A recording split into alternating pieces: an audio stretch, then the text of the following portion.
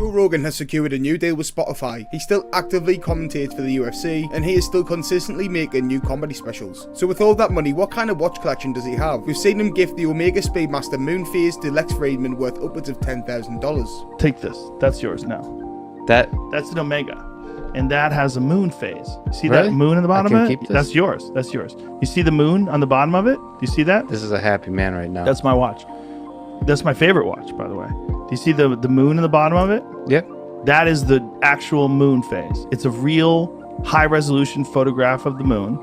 And as the moon rises, it will rise. It's set in the position where the moon is currently. Oh, that's awesome. Which is insanely kind. I mean, he plays it off as if he just bought Lex a drink at the bar. And on a side note, that Moon Phase Omega may be one of my favourite watches in the world. The complication is incredible, and in my opinion, in recent years, Omega have slowly been becoming an underrated brand. If we just forget about the Omega Swatch collab, of course. But anyways, back to Joe Rogan, his collection is estimated to be worth upwards of $1 million. However, that valuation was done by Nico Leonard roughly 2 years ago, so I thought, why don't we react to Nico's video and check out Rogan's awesome timepieces. This is the Rolex Sea Dweller Deep Sea James Cameron, reference number 116660. 3 sixes. It's a f***ing Satan watch. Unbelievable dial. You know the story behind this dial. There's a black dial that has absolutely no story. And there's this deep blue dial, which has a story. Rolex only participates in record-breaking first-time ever events. For example, the first ever waterproof watch in 1926 with Mercedes Glides, the Rolex Explorer, the exploration of Mount Everest. But also in 2012, when a team of people, together with National Geographic and James Cameron, went to the deepest part of the ocean. You take a guess how deep that was?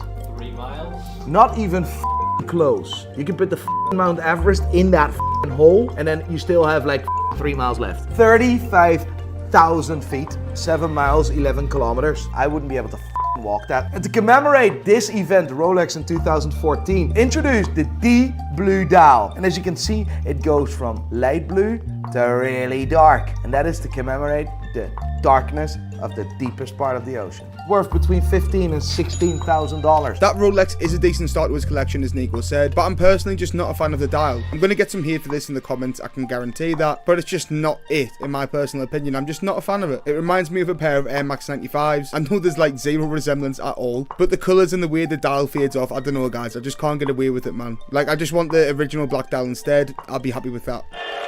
I'm here with the champ!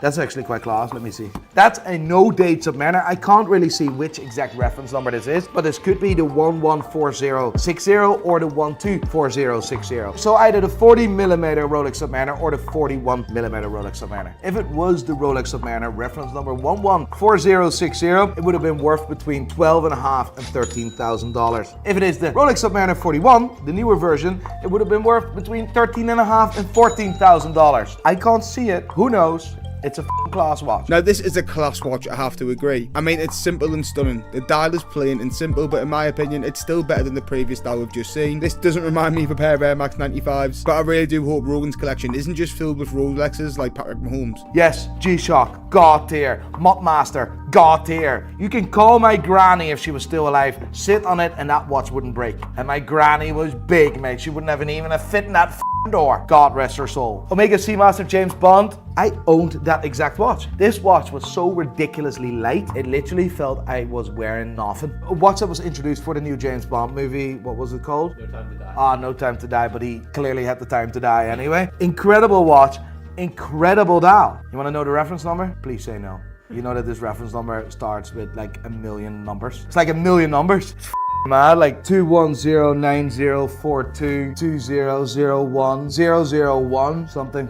Mad. A really cool watch. It's worth between $8,500 and $10,000. Okay, so we're going to start by touching on the G-Shock. As Nico said, his granny could sit on this watch and she was big and it would be fine, it wouldn't break at all. So there's like not really much to say about G-Shocks that people don't know. They're reliable and they're a solid watch to have in your collection for someone like Joe who goes out hunting on a regular basis. But moving on to the Omega, now I'm not a fan of the bracelet, just a personal preference. I think it's pretty feminine, which has never put me off a watch before, but for some strange reason it's really putting me off this Omega. Like, take back the Omega you gave Lex and give this one to him, Joe. But what do you guys think? Is this Omega too feminine, or would you want this watch in your collection? Let me know in the comments and like the video if you enjoyed it. Subscribe if you're new.